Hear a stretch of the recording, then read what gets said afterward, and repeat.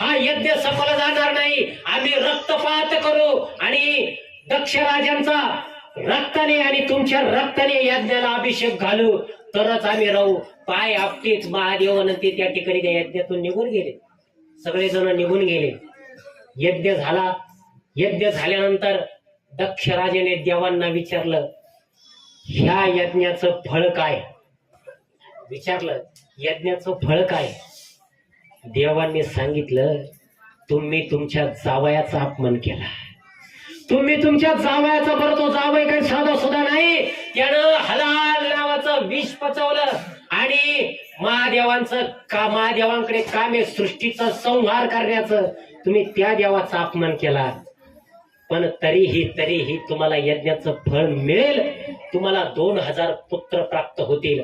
पण ते पुत्र तुमच्या आनंदाचे नाही तर दुःखाचे कारण होतील.